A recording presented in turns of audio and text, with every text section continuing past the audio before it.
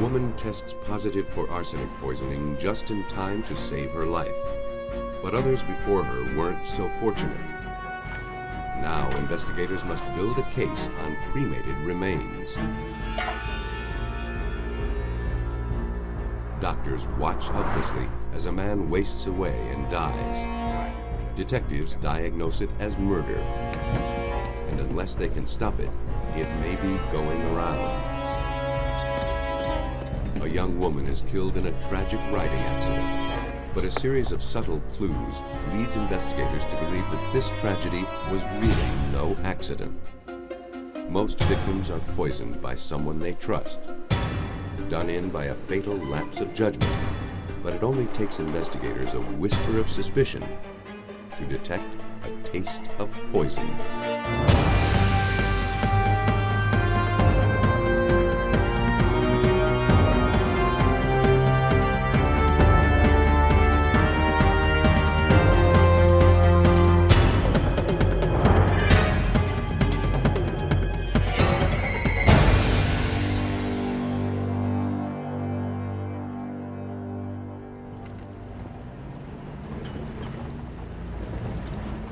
In March of 1988, in the rural town of San Angelo, Texas, paramedics responded to a call at the home of Lita and Algie Nobles. Hey.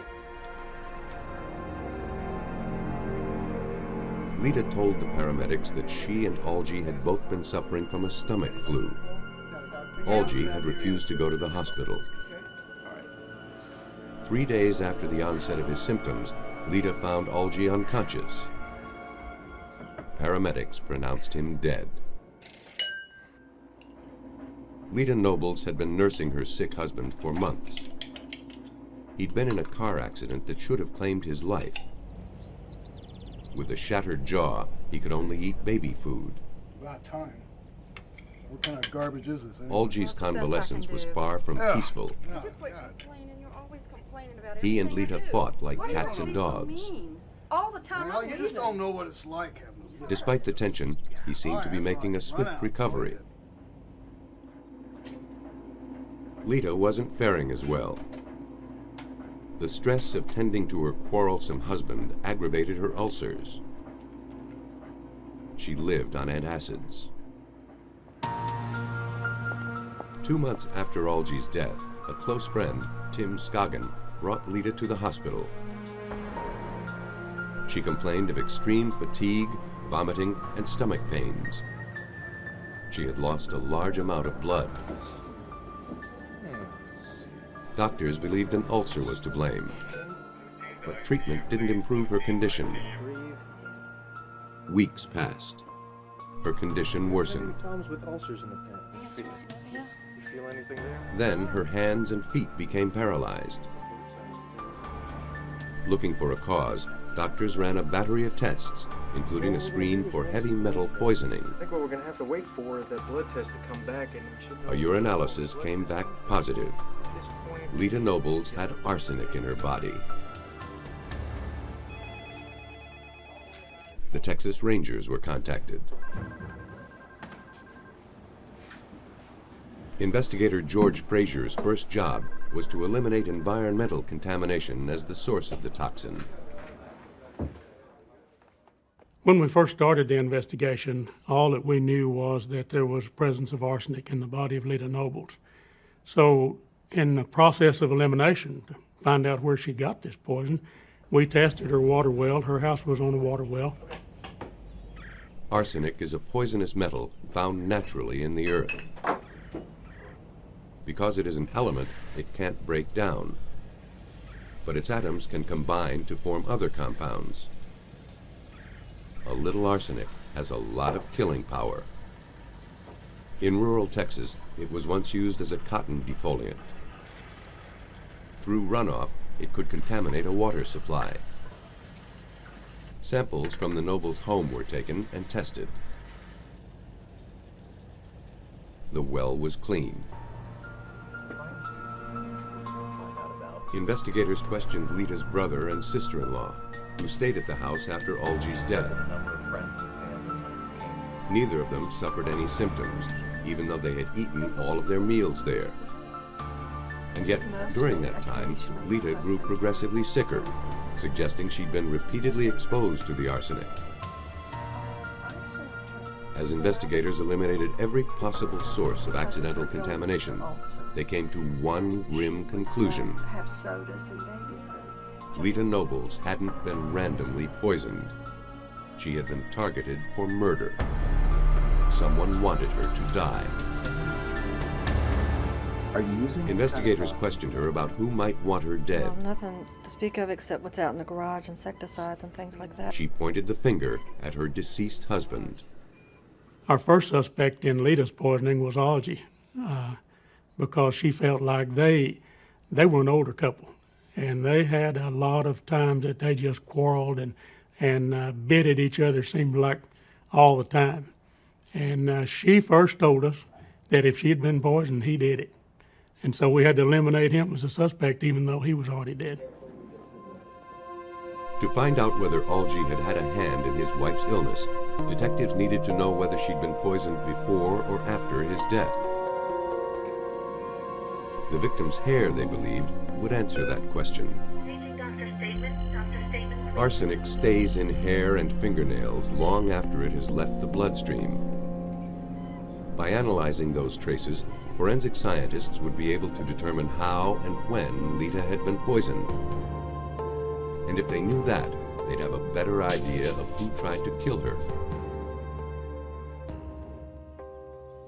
At Texas A&M University, research chemist Dennis James uses a nuclear reactor to determine the precise amount of trace elements in a given sample. The process is called neutron activation analysis. Neutron activation analysis is capable of testing for a lot of different types of materials. Some of those are poisonous and some of those aren't. It is particularly sensitive to transition metals and some of the heavy metals in particular. Lita's hair was cut into 6 segments, each representing about a month of hair growth. By comparing the amount of arsenic in each segment, scientists could build a timeline showing when each dose was consumed and how much arsenic it contained.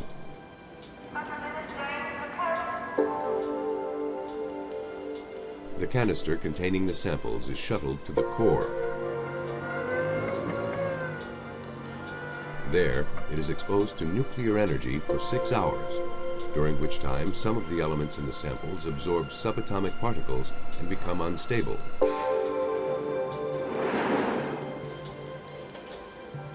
Once removed from the reactor, the elements decay, losing the extra subatomic particles. As they do so, they emit a distinct burst of energy called a gamma ray. Using a gamma ray detector, technicians look for arsenic's signature emission. By comparing the readings from the hair snippets to that of the control samples, they can calculate the concentration of arsenic in each sample.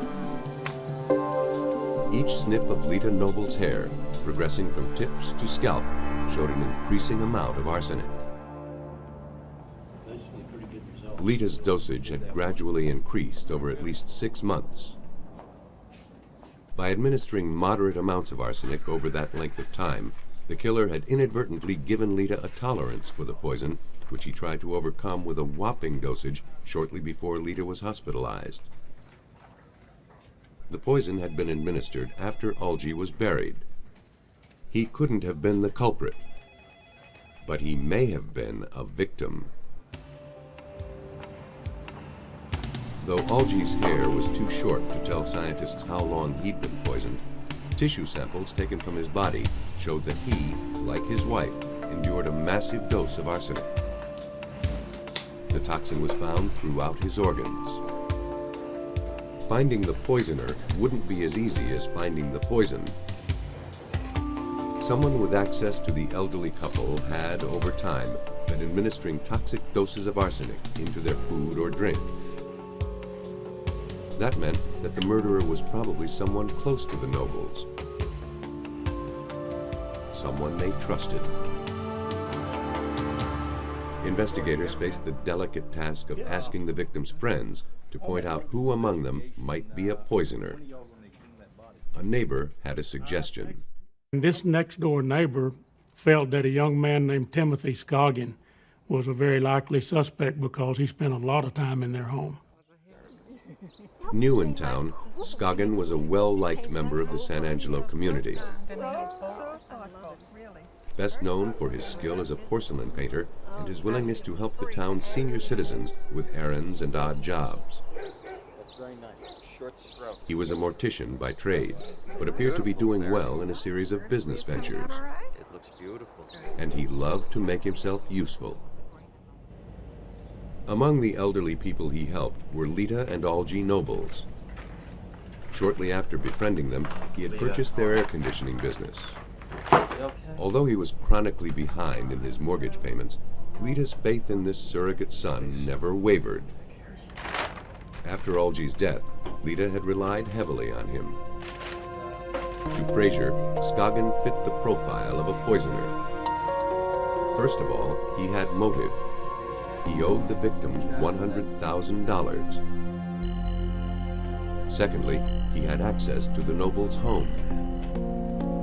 Finally, he had his victims' undying trust. After we suspected Timothy Scoggin, we went and talked to Mrs. Nobles and interviewed her in the hospital room. She practically ran us out. She liked this guy. He was coming to the hospital room and doing her hair and doing her nails. But it wouldn't be long before Frazier could expose the greed beneath Scoggin's angelic demeanor. He learned that during the time of Lita's hospitalization, there had been a lot of suspicious activity in her bank account. While she lay in bed, nearly $48,000 in personal checks had been written to Tim Scoggin. Suspicious for a woman who had no use of her hands. She has these rubber bands and braces on her hands and couldn't sign her name if she wanted to. So we passed those checks in front of her and asked her how she signed those. And that was enough to convince her that he was the one. But check forging doesn't prove homicide. If detectives were going to turn their suspicion into a murder charge, they'd need to know more about what made Tim Scoggin tick. A probe into his past convinced investigators that his penchant for poisoning didn't start with Lita and Algie Nobles. And it's very nice, sure.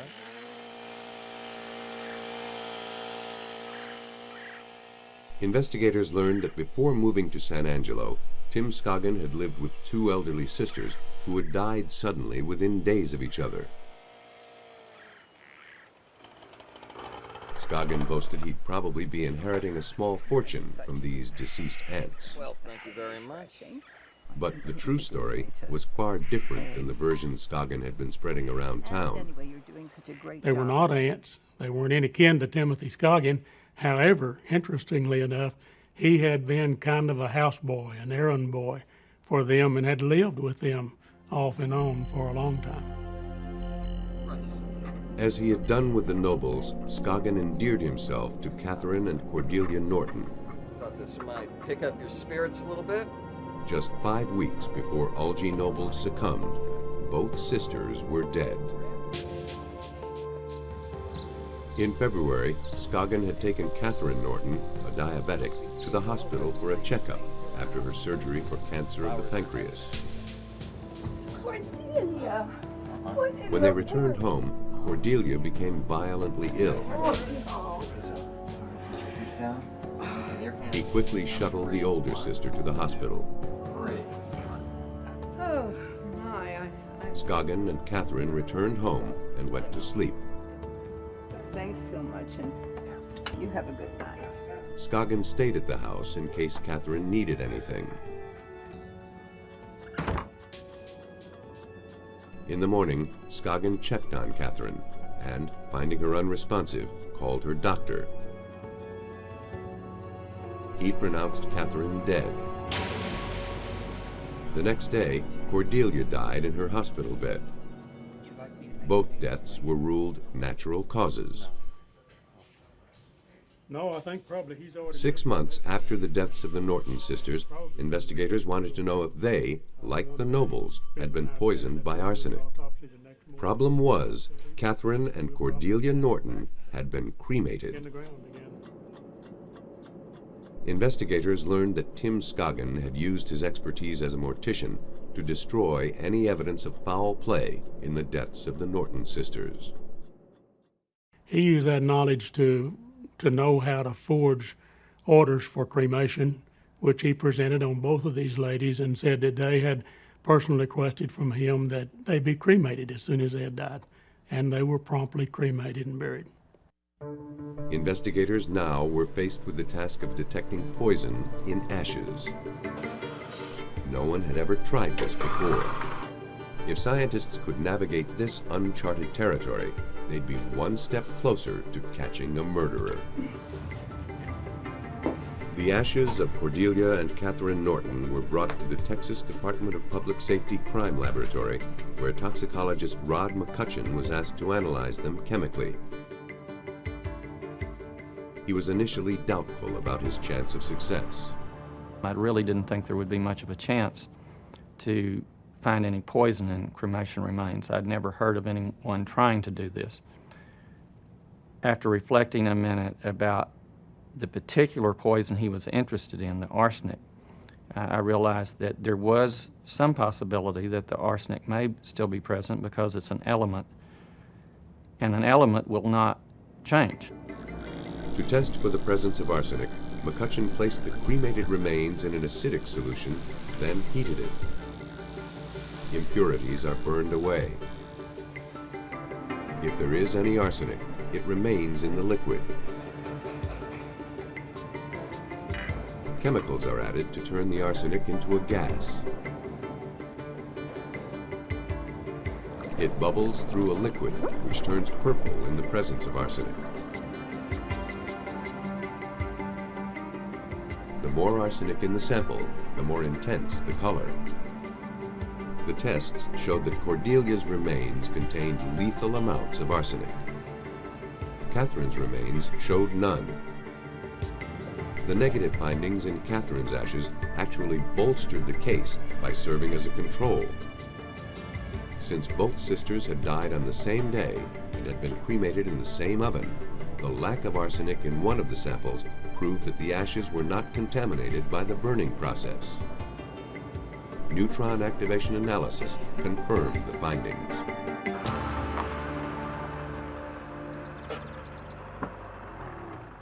Detectives began their pursuit of Scoggin by seeing if he had purchased arsenic. They visited the local grocery store. There's nobody in there, Farm. Can I help you? Yes. Here, Tim Scoggin's love of familiarity would strike against him. The clerk told detectives that he remembered Scoggin buying a large amount of rat poison shortly before any of the victims died. The primary ingredient of rat poison is arsenic. Investigators deduced that Scoggin had mixed the poison with products that he knew only his victims would eat: Algie's baby food and Litazat acid. Since he regularly delivered their groceries, he could have mixed up the rat poison before bringing them over. To test their hunch, investigators searched the Nobles' cabinets and refrigerator. Most of the food had been thrown away, but a few of Litazat acids were still around. A single bottle of the medicine tested positive for arsenic. Based on the scientific evidence, law enforcement was ready to take Tim Scoggin into custody. The real strong thing that made the case for us was the work done in the laboratories. Of course, there's no other way we'd have ever found arsenic in those ashes nor in the body of Mr. Nobles. And so the people who did the forensic work really are the ones who turned the crank in this case for us. We'd probably still be working on it if it hadn't been for them finding this heavy metal poison. Scoggin was arrested for the murder of Algie Nobles and the attempted murder of Lita. He was found guilty and sentenced to life in prison. And even though there was no direct proof that he killed Catherine Norton, investigators believe he tampered with her insulin dosage. He subsequently pleaded guilty to the murders of both sisters and was given 2 50-year sentences.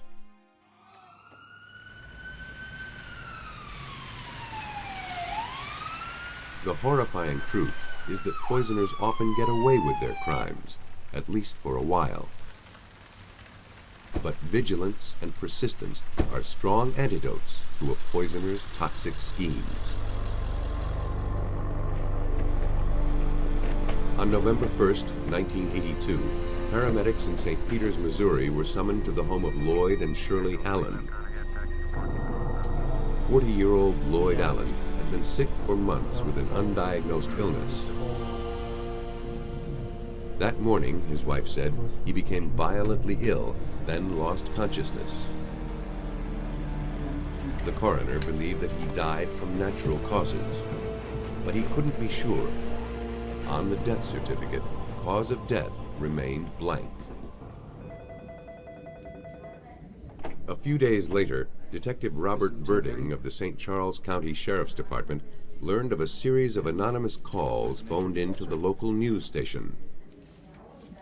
Lloyd Allen hadn't died a natural death, the tipsters said. He'd been poisoned. Where do you live? A canvass of Lloyd Allen's neighbors was initiated, and it was subsequently learned that the anonymous phone calls came from one or more of Lloyd's neighbors.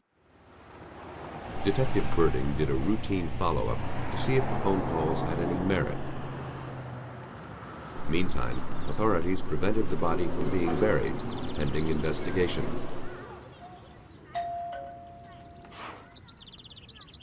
Hi, ma'am. I'm Sergeant Birding of the St. Charles County Sheriff's. The neighbors told police that the timing of his illness was suspicious. Lloyd's health and behavior changed drastically after his new wife and her daughters moved in. To investigators, these neighborly observations didn't seem like much at first, hardly the kind of information to hang a murder investigation on. But they prompted police to ask more questions about the Allen family. Friends and neighbors told police that problems began shortly after Shirley and Lloyd married in the fall of 1981. Everyone was pleased that Lloyd, a sociable and generous man, had finally found the love and companionship he'd been looking his whole life for. It was his first marriage, but Shirley's fourth. After the wedding, Lloyd brought Shirley Allen and her two daughters, 15-year-old Norma and 12-year-old Paula, into his home. Now he had an instant family to banish the loneliness and a true soulmate in his new wife. Norma? Norma? Norma? But winter brought stress and unhappiness to the family. Go on back to your room. Norma ran away from home several times and eventually landed in juvenile detention. The marriage grew strained. Then Lloyd started feeling sick. Lloyd went from doctor to doctor. None was able to relieve his symptoms or tell him what was wrong.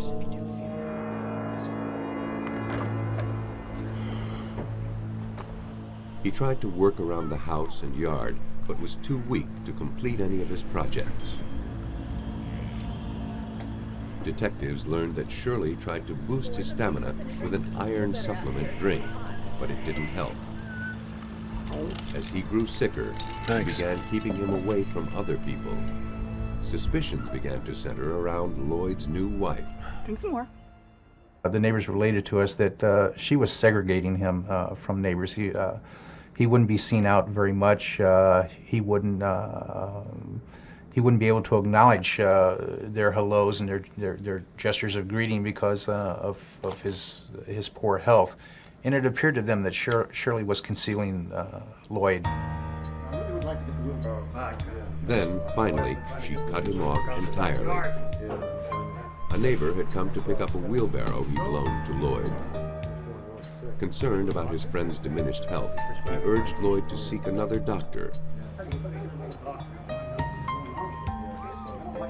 The conversation was cut short when Shirley arrived. She ushered the neighbor out and later filed a trespassing complaint against him. Shirley's behavior seemed odd, but investigators couldn't hang a murder case on neighborhood gossip. Birding needed to discover a motive. He did. Shirley was the beneficiary of a $25,000 life policy. And we also learned that she was the beneficiary of Lloyd's will, which had recently been changed. It is only natural for a wife to be named as her husband's beneficiary. But it was the timing, not the payoff, that gave detectives pause. Lloyd's health began to decline just days after signing the papers. That was something to go on, but not much. It didn't provide the kind of firm foundation detectives required to move forward. Birding hoped that an interview with the suspect would reveal something more, but he was met only with stock answers. Of course, she gave us some exculpatory statements that Lloyd Allen's death was of natural causes. He's being treated by a variety of physicians for a variety of illnesses that she described to us as depression. There was a litany of medications in the home that she said that he was taking for his treatment. The fact remained that the victim had continued wasting away with no apparent cause and no evidence of disease. Mrs. Allen was still a suspect. She had motive and opportunity. But investigators had no clues, no witnesses, and no idea what killed Lloyd Allen.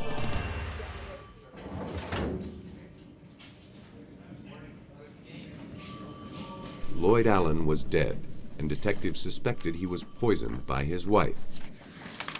But they had no way of proving it. The investigation stalled. This is in regard to the death of Lloyd Allen. Then police got a break when a witness came forward. I don't want to talk over the phone. Is it possible? 4 days to just come after over to my Lloyd's house? death, Shirley's daughter Norma called the 39 sheriff's North Drive. department. She told them she was in possession of the poison. The other day Norma backed up her story with some evidence.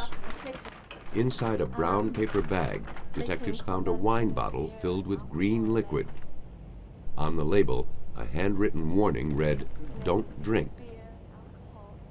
A warning that Norma told police her mother asked her to write. Norma said she wasn't sure what was in the bottle, but she suspected it was antifreeze. She told investigators that over the last 2 months, she'd seen her mother giving the liquid to Lloyd.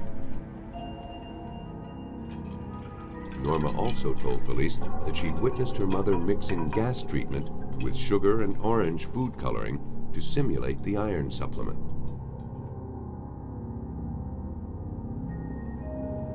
On the day of his death, Norma said, Shirley poured him a dose of pure antifreeze and forced him to drink Maybe we it. should call a doctor.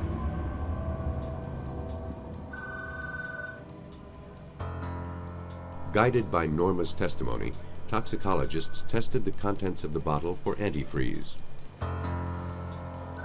A sample of the liquid was injected into the gas chromatograph. The apparatus separates a compound into smaller chemicals so it can be analyzed. Each chemical is displayed as a peak on a graph. The resulting peak was a match for antifreeze, known chemically as ethylene glycol.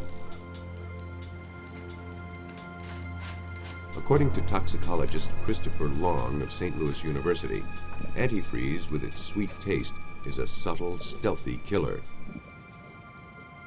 The victim might never even realize he's drinking himself to death. Antifreeze would produce something like having a drink of alcohol. But as far as a burning sensation or anything to warn you, no, it wouldn't. So it'd be the same as maybe if you had a little taste of beer or something like that, only without the flavoring. So you might get just a slight change in how you feel, but nothing really noticeable. But over time, antifreeze is deadly. As it is metabolized by the body, it produces toxins that raise the acid level of the blood. With each dose, Lloyd Allen's body and mind would slowly be destroyed. When your body chemistries change and your kidneys aren't working, it's not purifying your blood of the waste products. So that could, in fact, account for why he appeared dizzy or a zombie-like or just plain dull. You know, his mind wasn't working properly. We can't seem to find Because so many of Lloyd's organs were failing, it would have been difficult for any doctor to diagnose the poisoning. In the final stages, even if Lloyd knew that the woman he loved betrayed him with poison, he would have been too weak to protect himself and too confused to plea for help. Scientists determined that antifreeze poisoning was consistent with Lloyd Allen's mysterious ailment. To prove it, the body was autopsied and tissue samples were tested. His liver, kidneys, and brain contained crystals formed by the breakdown of massive quantities of ethylene glycol. It was consistent with long-term consumption of the liquid. The coroner ruled Lloyd's death a homicide by ethylene glycol poisoning. Detectives had found their poison. Now they had to be sure about the poisoner. Well, Norma was a troubled teenager who'd been at odds with her mother for years. The possibility remained that she had poisoned Lloyd herself to frame her mother. After a series of interviews, that theory was quickly discounted. Norma was truly fond of the victim and had nothing to gain by his death. With the evidence in hand, police arrested Shirley Allen. They were able easily to construct their case against her. A $25,000 life insurance policy gave her the motive to kill her husband. The spiked wine bottle gave her the means. In a trial that lasted only 4 days, she was found guilty of killing Lloyd Allen. Shirley Allen was sentenced to life with no parole for 50 years. She died in prison. Without the forensics evidence and learning that actually Lloyd Allen's body contained ethyl glycol, we would not have had a homicide investigation. We would not have learned of his death as being a homicide, and Shirley Allen most likely would have gotten away with his death. Because of the concern of Lloyd Allen's neighbors, a cunning murderer was brought to justice. It wasn't the only time a crime was exposed when nosy neighbors smelled trouble.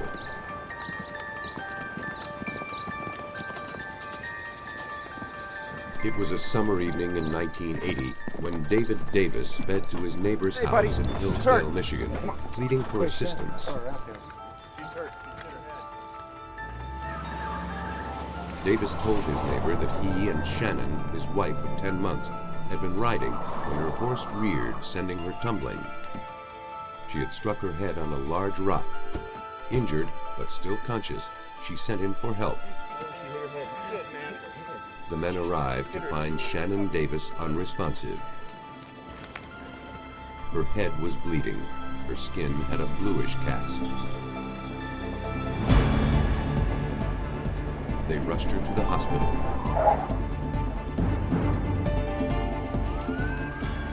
When she arrived, she had no pulse and her pupils were fixed and dilated.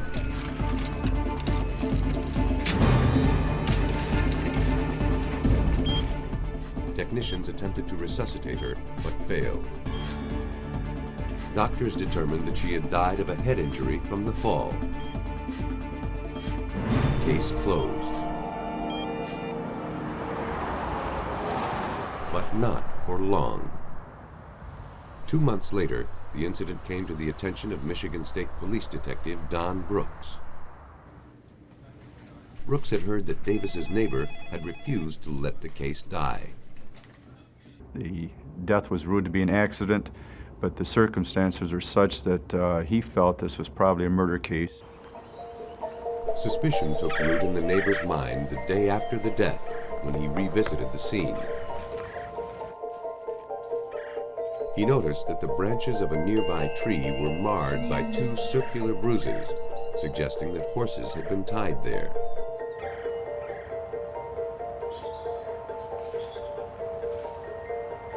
A fresh pile of manure sat 6 feet away, confirming that impression. It appeared that the Davises, the only riders in the area, had stopped here long enough to tie their horses. That didn't fit with Davis's story about the victim's horse bolting and his mad rush to find help.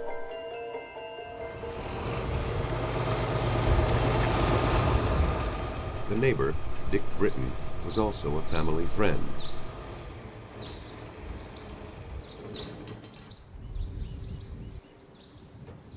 But he grew concerned that Davis was hiding something. First, I felt guilty thinking that way. I kept thinking, well, I got to be wrong, but this went on for quite a while, and you just keep thinking, and things just didn't add up, didn't make sense. Shannon and David had been married for only 10 months before the accident, wed after only a 7-week courtship. It was love at first sight. After their marriage, Shannon came to live on Davis's farm. He taught her how to ride. To Britton and the victim's family, the account Davis had given didn't fit with the way he'd seen Shannon riding just minutes before the accident. She was a cautious rider with a quiet horse. Shannon's parents really didn't know much about their son-in-law, except that he made their daughter happier than they'd ever seen her. After the accident, the victim's parents had clashed with Davis. He wanted to have his wife cremated. Cremated? No way. Hey, listen. They insisted on burial, and so Shannon was buried.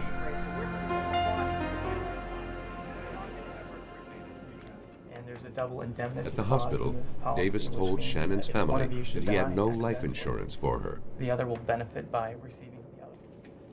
Honey, don't you think that's a little too much? But they learned that weeks before her death, the newlyweds had signed a policy. I have a contract for each of you to Now, Davis was preparing to collect on it. With double indemnity for accidental death, Davis stood to gain more than $300,000. The family believed that provided 300,000 reasons for Davis to plan a murder. To investigators, it merely looked like a grieving family trying to blame a tragic accident on the victim's new husband. The meddling neighbor was helping to stir them up. Fueled by their suspicions, Shannon's family and Britton urged authorities to reopen the case. 1 month after her death, the victim's body was exhumed. The examination clearly showed a fatal brain injury and bruises consistent with a fall from a horse. A routine drug screen was also conducted, but the physical damage was so compelling that the case was closed a second time, even before the drug screen was completed.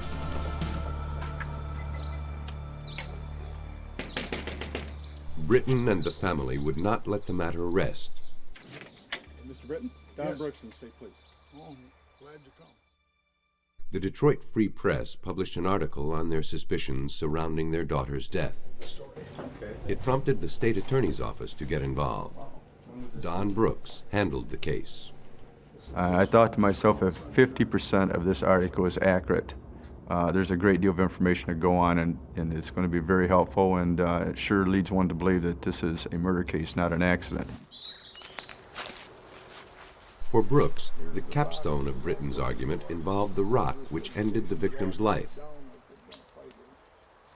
It was the only one in the area. It might have been a freak coincidence that she happened to hit her head on it. But in light of the other evidence, this small detail raised big questions. The percentage of someone falling off from a horse in that area and happen to hit their head on the only rock around was so high that that itself should raise a lot of questions. The closer Brooks looked into the death, the more suspicious he became. He sought the results of the drug screen from the autopsy and learned that it too raised some difficult questions. It was time to seek answers. In the lab, a tissue sample from the autopsy was analyzed by a gas chromatograph. Every substance creates its own peak of a specific length at a specific point. These peaks are called the retention time of the substance. The chromatograph showed a strange chemical in the victim's tissue that matched nothing in the lab's database. No one knew what it was, but before they could pursue it, the case was closed again, and the mystery was buried with the victim. Still convinced that Shannon was murdered, her family pinned their hopes on this mysterious peak, pressuring investigators to study it further.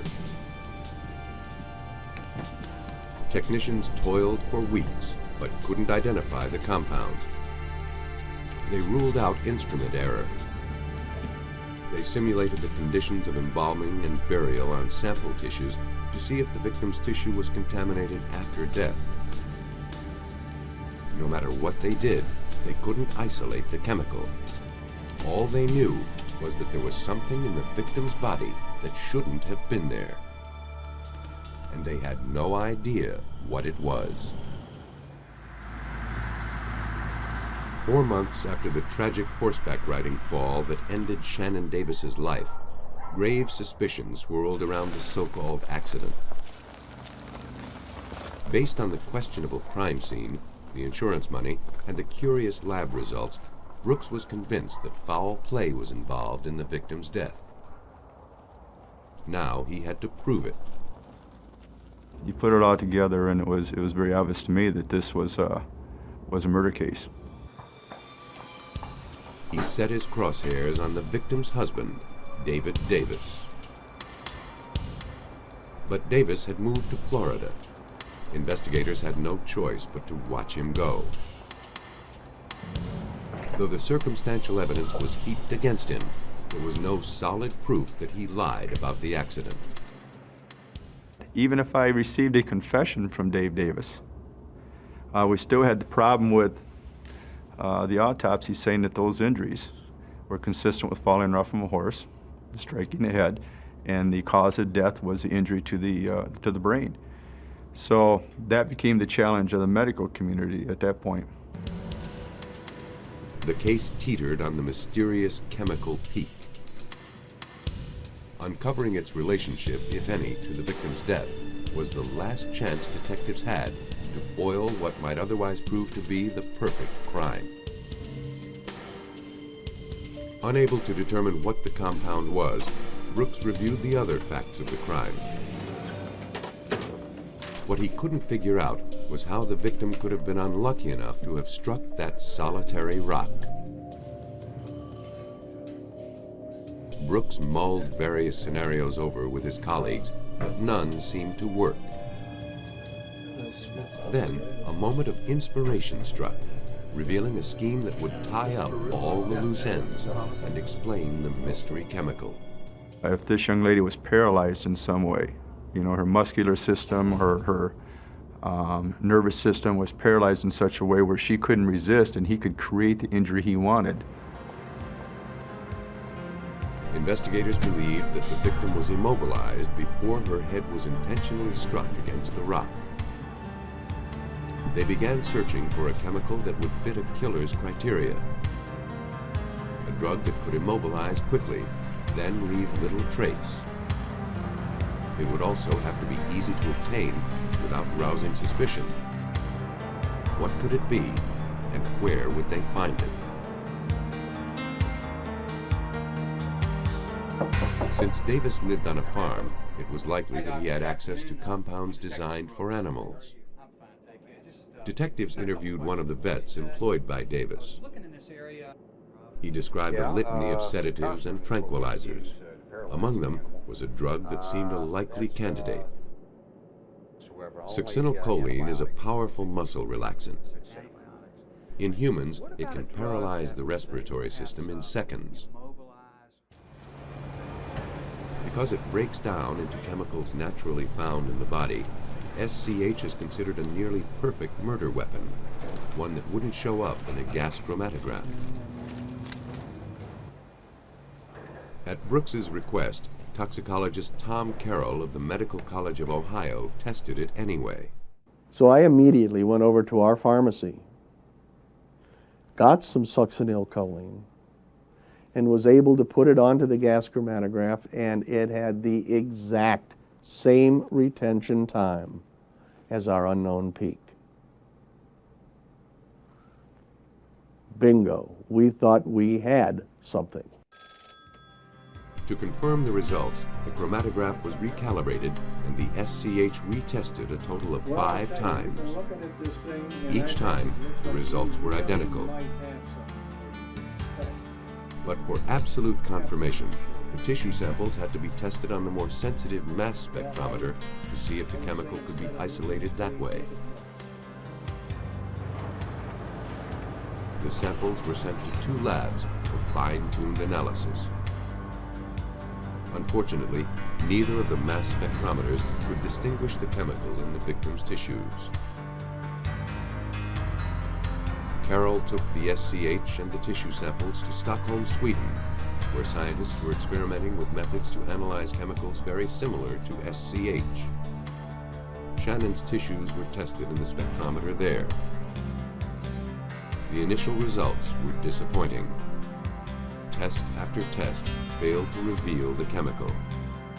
If they couldn't find it, then Davis would have committed the perfect crime. Carroll wouldn't allow that to happen. Investigators pressed on. The precision that made the spectrometer so sensitive also made it temperamental.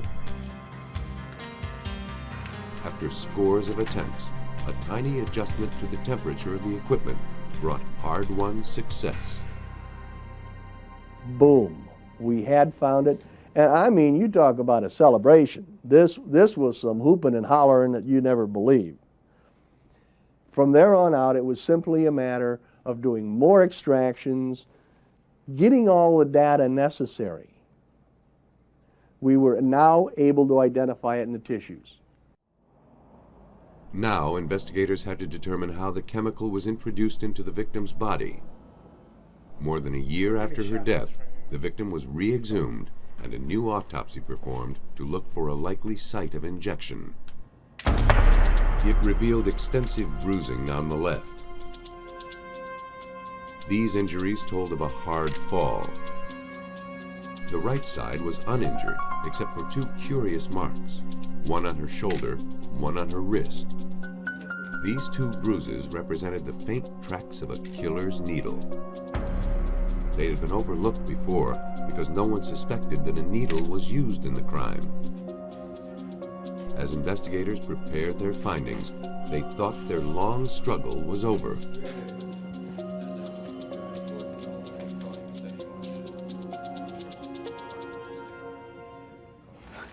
Scientists in Sweden thought they'd found the weapon that killed Shannon Davis in Michigan. Through sheer diligence, they perfected a way to isolate traces of deadly SCH from human tissue. The jubilant team told investigators that they could now arrest the suspect, David Davis. We told Don Brooks, we told him back there, we got it. Get him. Can't do that. The method has not been scientifically evaluated yet. The success of their test relied on an experimental method for preparing the tissue sample. Before a new forensic technique can be accepted in the courtroom, other scientists must evaluate it. The process can take years. But because of the gravity of the case, Carroll's findings were reviewed and published in a matter of weeks. Scientists had successfully proven that SCH had a role in the death of Shannon Davis. Brooks's theory had proved correct. According to the prosecution scenario, Davis set out to kill his wife on their way home from the Britons. He tied the horses, then went after Shannon with a syringe, injecting her twice with the lethal drug. For that second injection site to be delivered, she would probably have had to have been paralyzed at that point because it was precisely right on the vein this bruise up here was probably as a result of the struggle while he's injecting her, while she still had some life in her. And that's how I think it. You know, once she goes to the ground and collapses, then he can pick her up and drop her onto this rock, and that will create the effect of falling from the horse. It was a cleverly thought out plan, undone by the scientific method. Davis staged what he thought was the perfect crime. The only problem was the perfect murder weapon was no longer so perfect. David Davis was convicted of first-degree murder and sentenced to life without parole. Brooks suspected that Shannon Davis wasn't the first person whose death by SCH poisoning was overlooked. But because of this case, hopefully, she's one of the last.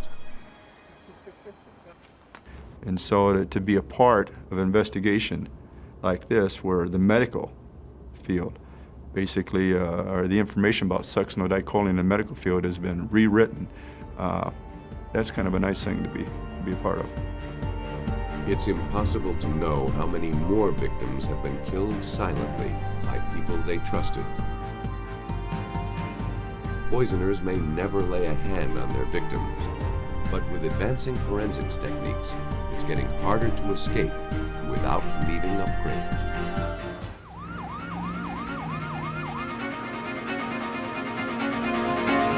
A young electrician suffers an agonizing death. The victim's hair may determine whether it was a job-related poisoning or a deliberate act of murder.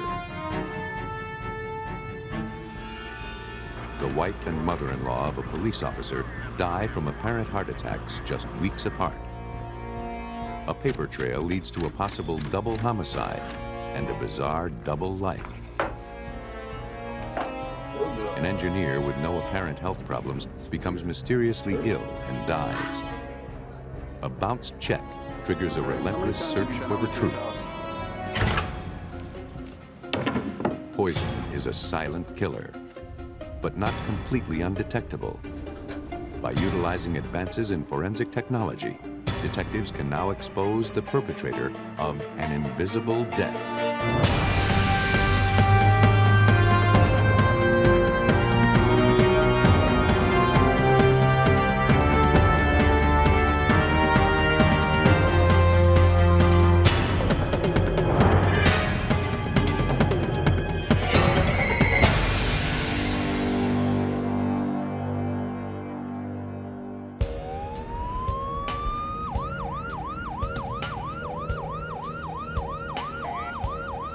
On the evening of September 7th, 1991, paramedics were called to the home of Robert and Joanne Curley in Wilkes-Barre, Pennsylvania. Joanne told emergency technicians that her husband, Robert, was in unbearable pain. Though they could not immediately identify the source of the problem, they found his vital signs were dangerously low. The 32-year-old electrician was rushed to the hospital. Doctors there were already familiar with Robert Curley. They had treated him for a rare nerve disease just a few days earlier. At that time, Curley complained of pain in his hands and feet, as well as hair loss and severe nausea. Now, the escalation of Curley's symptoms caused them to reconsider their diagnosis. The hospital's neurologist quickly ordered new tests, this time for exposure to toxic chemicals. 2 weeks later, doctors confirmed that Robert Curley was suffering from exposure to thallium, a toxic heavy metal. Thallium, a naturally occurring element, was widely used in pesticides until the early 1970s, but was banned from widespread use after researchers determined that exposure to concentrated amounts could be deadly. Its use is now restricted to industrial purposes. Forensic toxicologist Dr. Frederick Reeders explains the effects of thallium poisoning. It's a nerve poison, and it starts out very often with burning feet And then you start getting ascending paralysis. You know, you can't walk, and then eventually you can't use your arms. Then your eyes start to droop, and your neck starts to go, and then your brain and your heart and everything goes. So it's a very insidious poison. For Robert Curley, the information came too late. The damage had already been done, and the effects were irreversible. After suffering a massive heart attack, he was placed on life support. So it's just best for him. Soon after, he was declared brain dead. Robert's wife, Joanne, gave permission for her husband's life support to be turned off. A few hours later, Robert Curley was pronounced dead.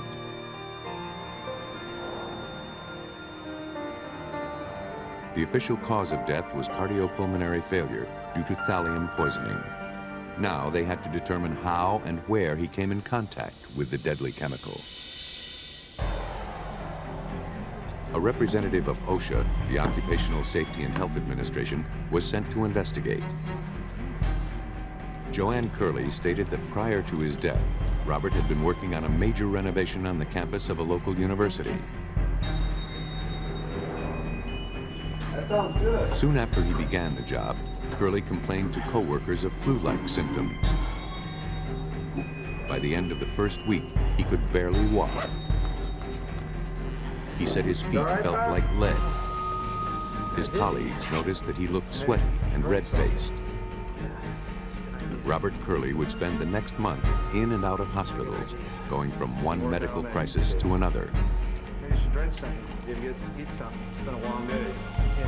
The facility where Robert Curley worked housed chemistry labs, as well as rooms where chemicals were stored, including 5 containers of thallium salts.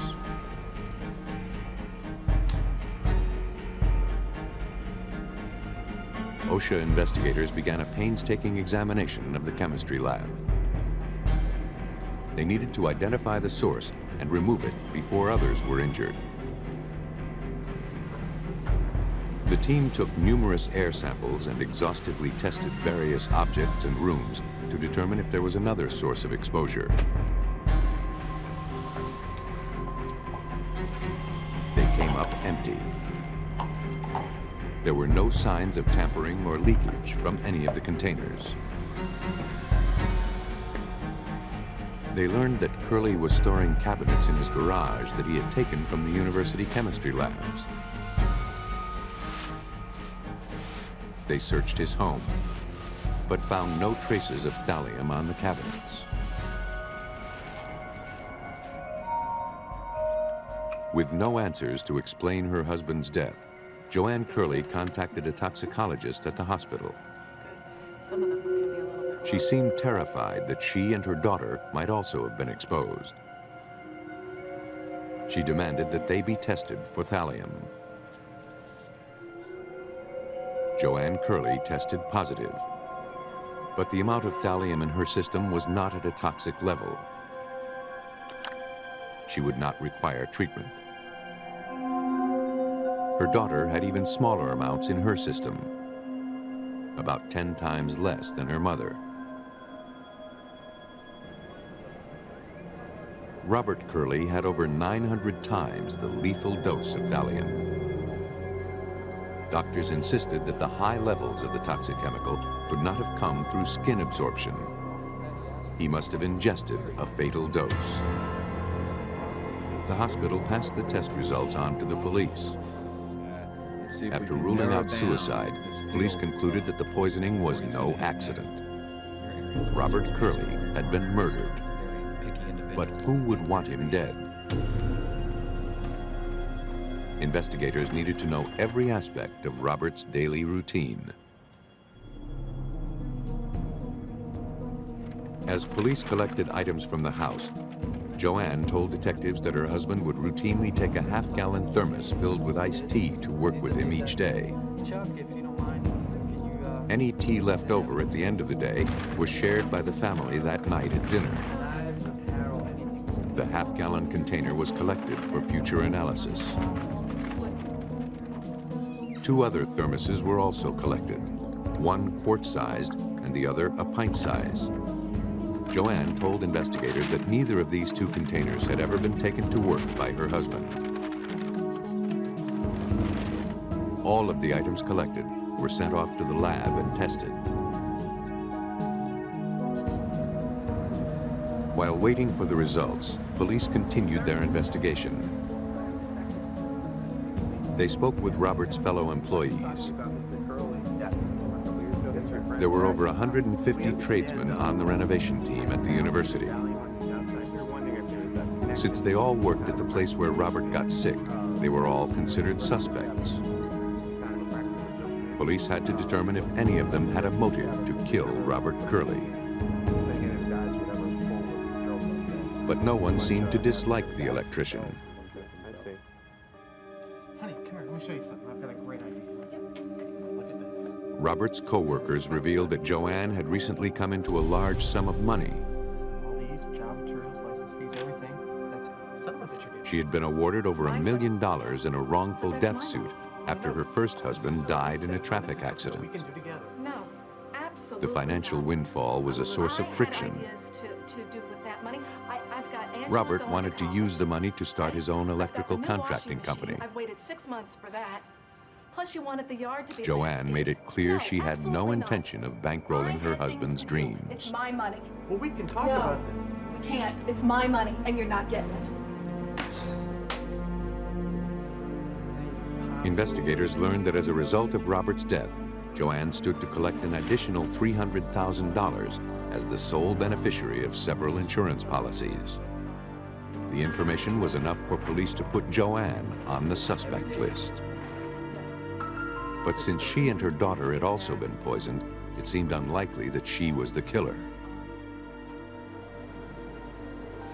In the lab, examiners tested nearly 100 items taken from the Curleys' home. Only 2 of the items from the Curley home tested positive for thallium. The half-gallon thermos Robert took to work with him each day, and one of the smaller thermoses Joanne insisted never left home. For police, the findings were troublesome. Since thallium was found in a thermos Robert never took to work, there was no direct link between the poisoning and the university. Police began to suspect they had been looking in the wrong place for Robert's killer. The lab results were leaked and published by a local newspaper that was following the investigation.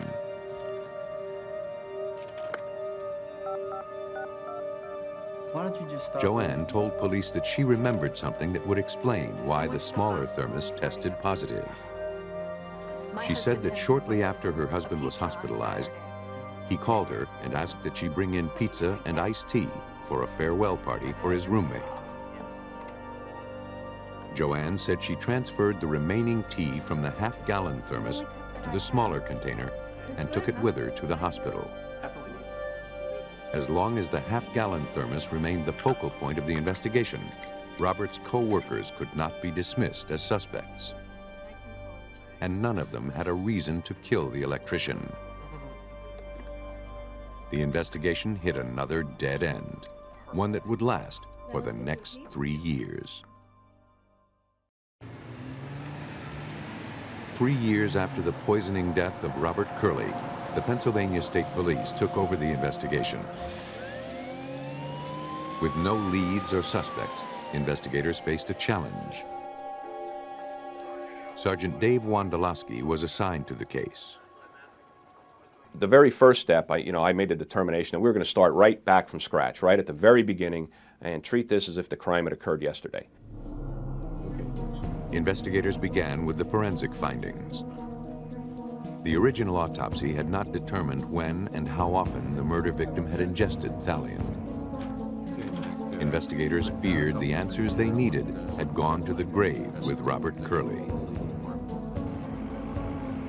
On August 23, 1994, Robert Curley's body was exhumed for examination. Hair and nail samples were taken from the body. Dr. Frederick Reeders wanted to establish a timeline using Robert Curley's hair. What you can find out with the hair is when the poison was administered. The hair grows at the rate of about 1/3 of an inch every month, so that you can take a small piece of hair that's right at the root, and you see what's happened just a few days ago. You take it at the tip. In this case, it was a 19-centimeter tip. It's basically what happened just about a year earlier. The hair samples were tested using a furnace atomic absorption instrument. In this test, a sample is placed in a graphite tube and heated to the point of vaporization. A light is shined through the tube. The amount of light absorbed by the vapor determines if thallium is present and how much.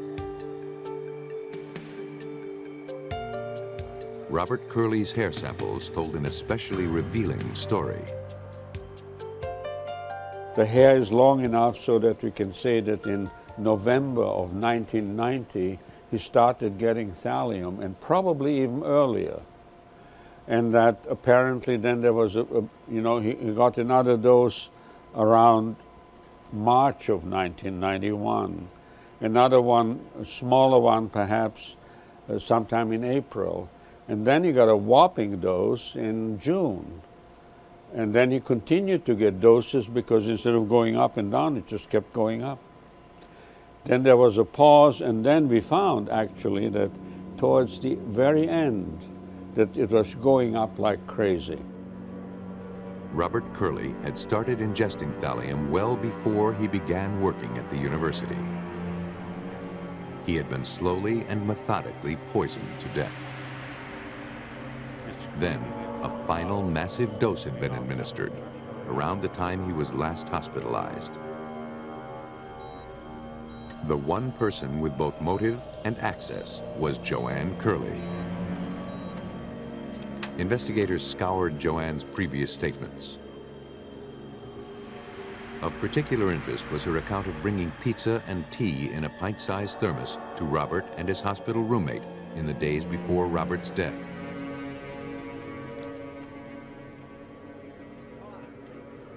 Investigators questioned the roommate, Richard Bonin. He gave them a very different story than the one Joanne had given a few years earlier. According to Bonin, neither he nor Robert had asked Joanne to bring them food or drink. Nor were they celebrating Bonin's departure, which did not take place for another 2 days. That night, according to his roommate, Curley's condition worsened dramatically. He was screaming in pain. Bonin summoned help. I think the next biggest one would be like a He distinctly recalled that Joanne served the iced tea in a large half-gallon thermos. All right, thank you so much. Police believed Joanne had administered the last fatal dose to her husband as doctors tried in vain to save his life. On December 12, 1996, Joanne Curley was arrested and charged with first-degree murder. As part of a plea bargain agreement, Joanne confessed. Only months after she and Robert wed, she realized that the marriage had been a mistake. Divorce was a possibility, but the thought of Robert's life insurance policy tantalized her. An old jar of rat poison she discovered in the basement seemed to be the answer. She could rid herself of her husband and net nearly $300,000 in the bargain.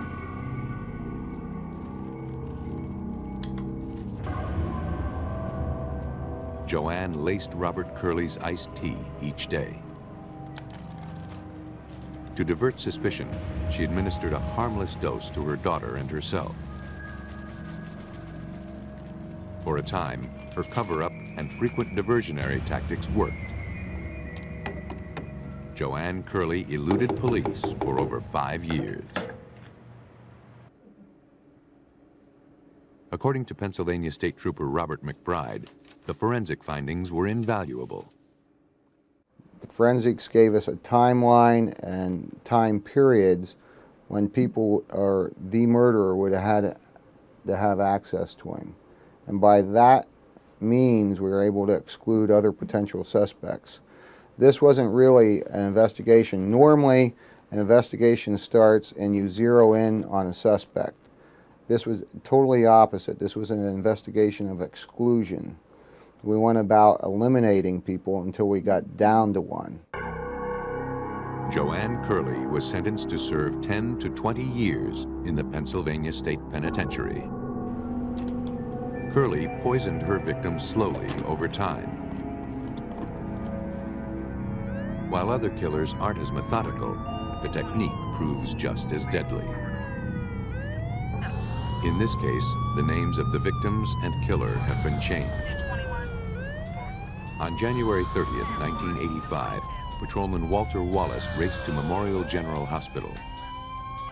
As a veteran of the Roselle, New Jersey Police Department, he had often responded to medical emergencies. But this call was personal. The doctor informed Wallace that his wife, Beth, had collapsed and suffered a seizure. Is she on any medication whatsoever? Wallace was stunned. His wife was fine when he left for work that evening. She is really critically ill. Nothing at Beth all? had no history of seizures, and though she struggled with a weight problem, she had been in relatively good health.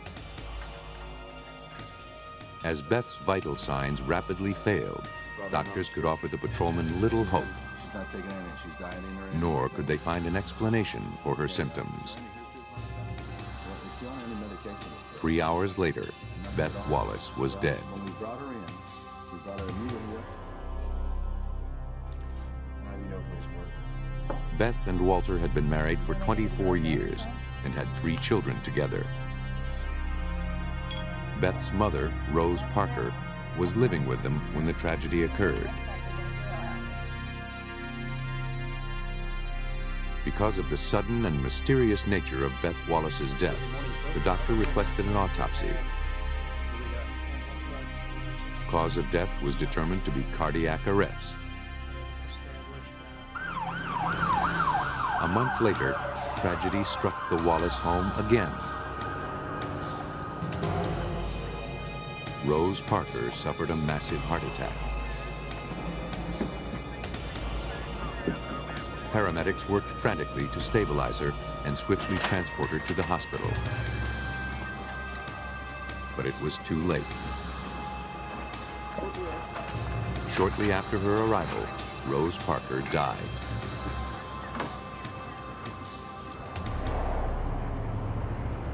At the Union County Prosecutor's Office, investigators learned of the deaths from Rose Parker's lawyer. The fact that 2 healthy women had died suddenly and within a month of each other seemed suspicious. He asked investigators to look into Walter Wallace.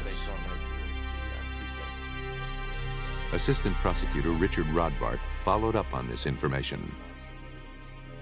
Anytime you have a public official, much less a police officer, who is suspected as being the perpetrator of a crime, you have to be extremely sure that the evidence points in that direction before you proceed and before you bring a case against that individual. To rule out foul play, investigators contacted Dr. Reng Lang Lin, chief toxicologist for the state of New Jersey. An examination of the files showed that no toxicology testing had been done. Rose Parker's body, they quickly learned, would yield no clues. There had been no autopsy. She'd been embalmed and buried. But at Beth Wallace's autopsy, tissue samples had been taken. These were sent off for extensive toxicological testing. It would be 6 weeks before investigators would receive the results. Captain Edward Johnson requested Walter Wallace's personnel file from the Roselle Police Department. From its contents, a portrait of the man emerged. Wallace was an exemplary police officer. He was popular with his superiors and peers. Nothing in the file was out of the ordinary or raised suspicions. Captain Johnson read the file in its entirety, including Wallace's military discharge papers. It showed him to have won several important medals and listed a lot of combat service over in Vietnam. For whatever reason, I can't remember exactly what sparked it, but I was looking at it, and I was at first impressed by the record that this fellow had. Then there was something on a 214 that just didn't look right. Johnson contacted the U.S. Army to verify the record. His suspicions were confirmed. He never had any of those medals. He was never in Special Forces. In fact, we can't verify overseas service on the part of this man. So the 214 that was in the police department file was a forgery. Walter Wallace was a liar, but was he capable of murder? To find out, investigators would need to talk with the people who knew him best, his fellow officers. There is a certain difficulty, obviously, in investigating a police officer for a crime, because you have to go into his department, talk to people that he works with every day, and the more people you talk to, the more you're signaling where your investigation is going. Hi, Jeff. You got that file Investigators made a low-profile visit to the Roselle Police Department while Wallace was off duty. I'll get it back to you in a couple of days, okay? They didn't expect Wallace's colleagues to be forthcoming, but one officer surprised them. According to the officer, there was something perplexing about Walter's marital status. He suspected that Walter had married a woman named Jacqueline Deal while he was still married to Beth. Investigators wondered, was Walter legally divorced or living a double life? Through Beth's friends, investigators learned Walter was away from home a lot. He told Beth he was being treated at a VA hospital for exposure to Agent Orange. And that's why sometimes for a week or so he might be gone, or he might be gone for the whole weekend, and she's not going to see or hear from him, and she's not going to be able to get in touch with him because the ward that he's in over at the hospital doesn't have any kind of telephone. He was pretty good, and for a while he was pretty good at juggling all of this. Investigators traveled to nearby Elizabeth, New Jersey to question Wallace's other wife. Thank you. Well, Jacqueline Deal confirmed that she and Walter had been married on November 2nd, 1984, 3 months prior to Beth Wallace's death. She said Walter had divorced his wife the summer before. Walter had brought over the divorce papers when it was final, and the two had celebrated. I'm so excited. Investigators found the divorce decree among documents provided by Rose Parker's lawyer.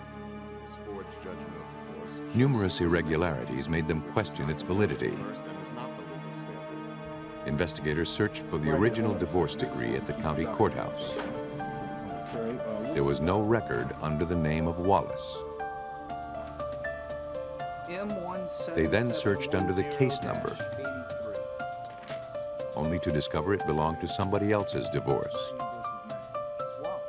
The case name clearly read Martin versus Martin, not Wallace versus Wallace. Police surmised that Wallace used his badge to obtain the Martins' divorce decree. Wallace altered the document in order to obtain a marriage license with Jacqueline. Investigators sent the document to the FBI lab for further analysis. They had caught Walter in another lie, and this one indicated a possible motive for murder. But investigators were perplexed. Why would Wallace fake a divorce and kill his wife rather than legally end the marriage? Looking for a potential financial motive, investigators scrutinized Beth's will. Walter stood to inherit everything, including the family house. But something about this document also caught the investigators' eye. The will was dated just 2 months prior to Beth's death. The timing seemed too convenient. Further investigation revealed the existence of an earlier will. In this version, Beth had left everything to her mother. She left only $1 to her husband. Investigators wondered if he had forged the second will and then killed his wife. The new will was notarized by a secretary in the Roselle Police Department. But she denied ever witnessing the will or affixing her seal to the document. The secretary noted that Wallace often worked at her unlocked desk. He could have easily used her notary seal to certify a document without her knowledge.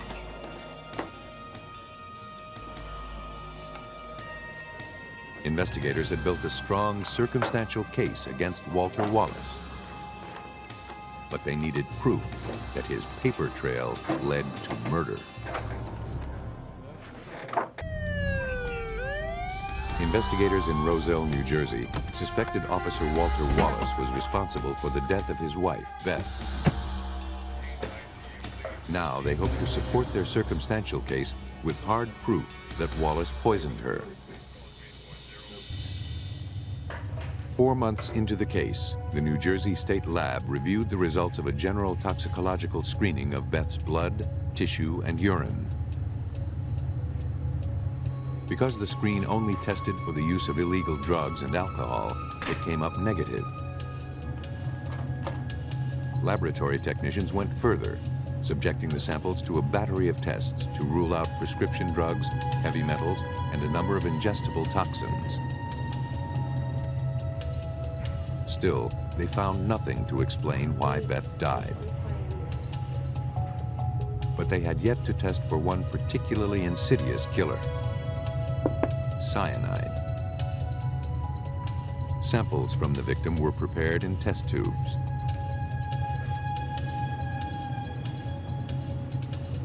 A color reagent was then added. If cyanide is present, a reaction occurs. Ultimately, the sample turned a dark shade of purple. Beth Wallace had cyanide in her system when she died.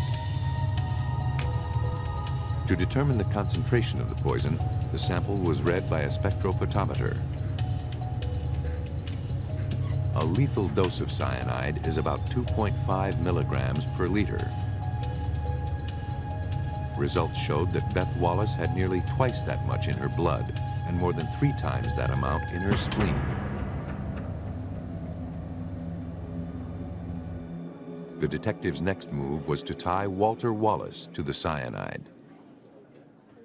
Every detective that we had in the Major Crimes Unit went out there and started banging on doors in the factory district that they have over in Roselle. We went to every one of them. It's like, whether you think they have cyanide or not, stop and ask. Do you have cyanide? Are you missing any? Did anybody ever come looking for any? Get any of it on your hands. Make sure you wash your hands because... The canvassing paid off. A clerk at a metal plating factory revealed that Wallace purchased a quantity of potassium cyanide. The officer told him he needed the chemical to raise the serial number on a handgun. On June 18, 1985, Walter Wallace arrived at police headquarters and was asked to report to the chief's office.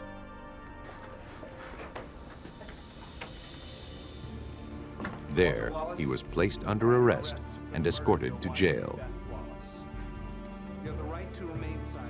A warrant was issued to search the Wallace residence. Guys, here's our situation. The prosecutor's office enlisted the aid of their narcotics team. Due to the nature of their work, team members are skilled at conducting meticulous searches. James Durkin was a member of that team. Once we got to the house, it was somewhat evident why the chief had asked us. The house was a littered mess from attic to basement. On that particular day, we had a team up in the attic as well as the basement, and we were going to meet in the middle. Police removed some 100 items from the Wallace home. Hey, Captain, I got something. A manual typewriter was found hidden behind the couch. Legal documents, including the original Martin divorce decree, were found in a drawer. Upstairs, the narcotics squad found a trap door leading to the attic. Writing samples, along with a page of forged signatures, were collected. Within 15 minutes, a team member discovered a crucial piece of physical evidence. Bingo. An empty bottle. What have you got? Got this in the attic. The handwritten label read potassium cyanide.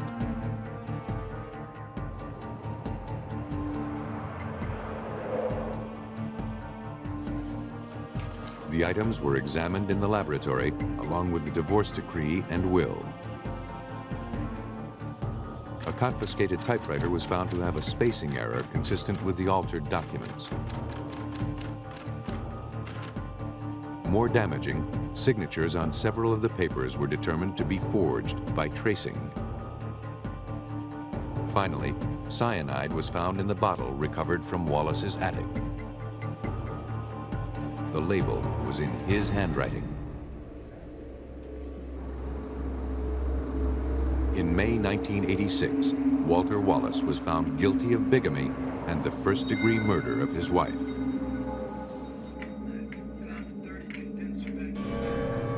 Police theorized that Walter Wallace's double life was becoming too complicated.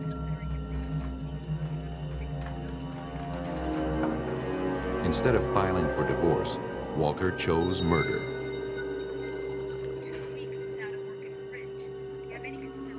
But his attempt to finance a new life at his wife's expense was his undoing. Wallace was sentenced to serve from 30 years to life in prison. He was never charged or tried for the murder of his mother-in-law, Rose Parker, due to lack of evidence. The secret life of Walter Wallace was motive for murder. For other killers, the motive is far less complicated. In this case, the names of the victim and killer have been changed. On July 17, 1991, Dana Jacobs awoke to find her husband, Larry, violently ill. This is a little different. It seemed like food poisoning. He had intense stomach pain with vomiting and diarrhea. What's your stomach feel like? When his condition hadn't improved by morning, she decided to take him to the emergency room. She stopped at the neighbors to drop off their children. I have to take Larry to the hospital again. John Ballier was concerned. Larry had been in and out of the hospital for weeks with gastrointestinal problems. Yeah. Jacobs was admitted at Humana Suburban Hospital in Louisville, Kentucky. Doctors administered intravenous fluids to keep him from dehydrating. There was cause for concern. Although he displayed the classic symptoms of food poisoning, he did not respond to treatment.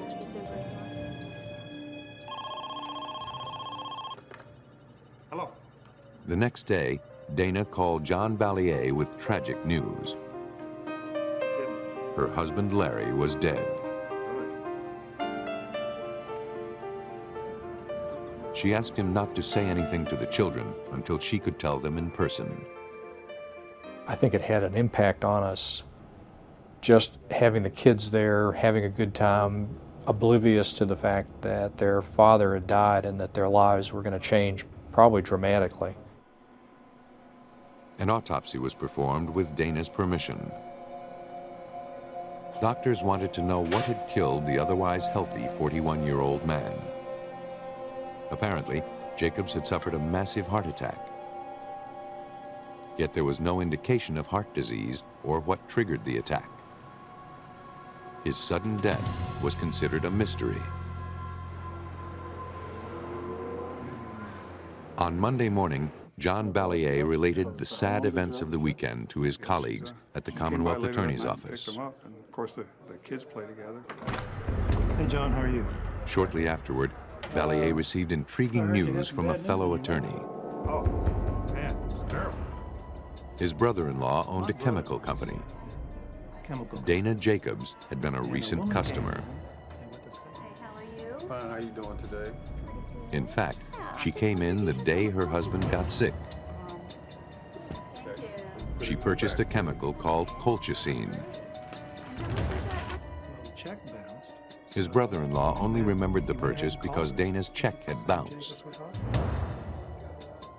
And his brother-in-law had called him complaining about the fact that this check had bounced. And he thought it was kind of an interesting coincidence that the two events involved the same family. Balliet researched the chemical. He found that colchicine in small doses is used to treat gout. Larger amounts could be fatal.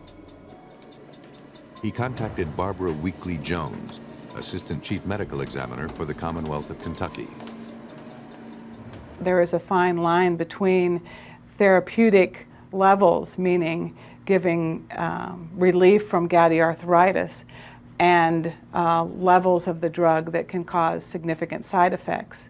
And the main side effects of this drug are nausea, vomiting, and diarrhea, which, when it reaches a bad, severe state, can cause death of an individual. Dr. Weekly Jones was aware that the general drug screen performed at autopsy would not reveal a specific toxin, such as colchicine. She prepared blood and tissue samples for further testing. She was not optimistic the test results would prove definitive. If Jacobs had ingested colchicine, it had probably been eliminated from his bloodstream prior to his death. Their only hope was to find traces of the chemical in specific organs. Because the gastrointestinal tract absorbs it, it gets partially metabolized in the liver and it gets excreted in the kidney. So those three organs would be the most likely areas to find any residual colchicine at the time of the autopsy. It would take 2 weeks to obtain the test results. Investigators would have to wait for the answer to a crucial question. Had Larry Jacobs been murdered? Larry Jacobs, a 41-year-old father of 2, had died of a mysterious stomach ailment. John Balliet, Jacobs' neighbor and a Commonwealth attorney, was suspicious. He assigned Detective Pat Conkling of the Jefferson County Police Department to investigate. Balliet told Conkling that the dead man's wife had purchased a potentially lethal chemical called colchicine just days before his death. The detective's first order of business was a visit to the state medical examiner's office. The results of Larry Jacobs' toxicology test had finally come in. He had 160 nanograms per milliliter of colchicine in his system. More than enough to kill him. Go ahead and take a seat. It was time to confront Dana Jacobs. Jacobs, I just have a few questions I'd like to ask you. First, I have to inform you that... But investigators were surprised by the reception they received. She invited us in. There was no hint of any problems. She was very cordial with us. We never had the first bit of hesitation on her part of talking with us. She readily admitted to buying the colchicine. She said she needed the substance to kill algae growing in her swimming pool. Investigators asked if she still had any left. She said she had used it all in the pool. I asked her how she came across the chemical, and she gave us the name of several businesses that suggested that she used this chemical to control the algae. Detectives contacted these businesses in an effort to confirm Dana's story. Well, certainly if I can help up with that. No one remembered telling her that colchicine could be used to control algae. Colchicine what? In fact, most had never even heard of the substance. Investigators were at an impasse. They knew how Larry Jacobs died, but not why. Perhaps an examination of the couple's marriage would yield more clues. Investigators visited Larry's sister. She told police that the couple was in financial trouble as a result of Dana's compulsive spending. Family members had lent them thousands of dollars, none of which had ever been repaid.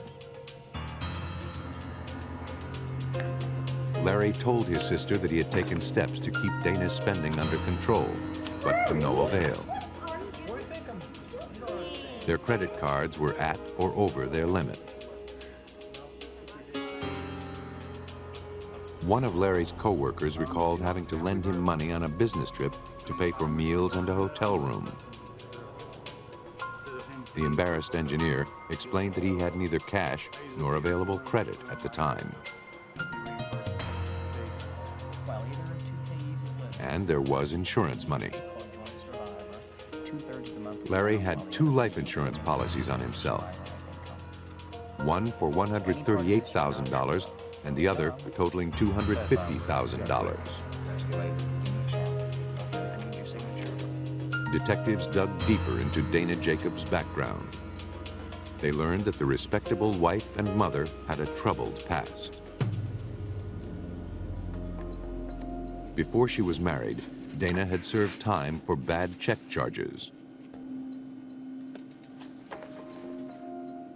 From her prison records, investigators learned that a counselor had diagnosed her as a pathological liar who urgently needed psychiatric treatment.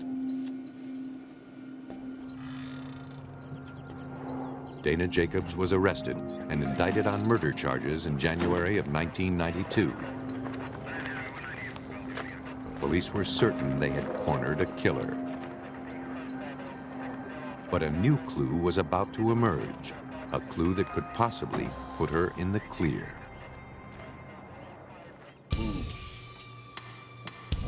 5 months after Larry Jacobs' death, his widow Dana was indicted for murder.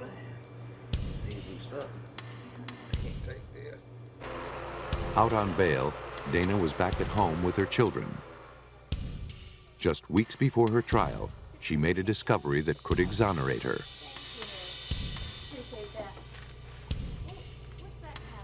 A suicide note from her husband. In it, he said the financial strain was too much to bear. Investigators were skeptical, but the note did appear to be in Larry Jacobs' handwriting. Moreover, it was well known that the deceased had been depressed about money matters. With his background in chemical engineering, it was possible he was familiar with colchicine and used it to end his life. The suicide note was forwarded to Stephen Slater, the Commonwealth's document expert. The first thing he noticed was that different pens had been used.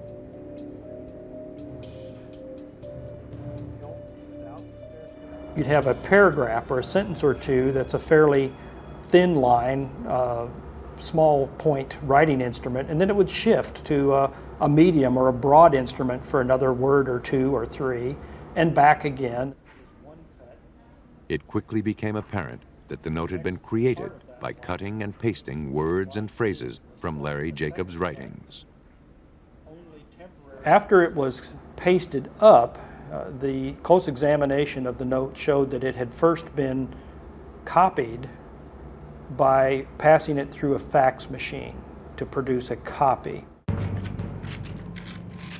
In the 5.5 months following her husband's death, Dana Jacobs spent close to $200,000, half of the insurance money she'd collected. One of her first purchases had been a fax machine. The suicide note she doctored represented a last desperate gamble to throw authorities off her trail.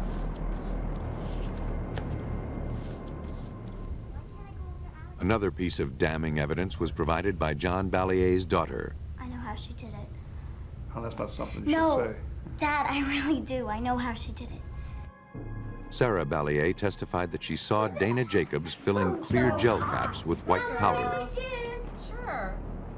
Mrs. Jacobs told the girl that she was making vitamins to put into her husband's food. Well, can we go? Can we go to breakfast? Sure, you can go. She explained it was the only way she could get him to take his vitamins.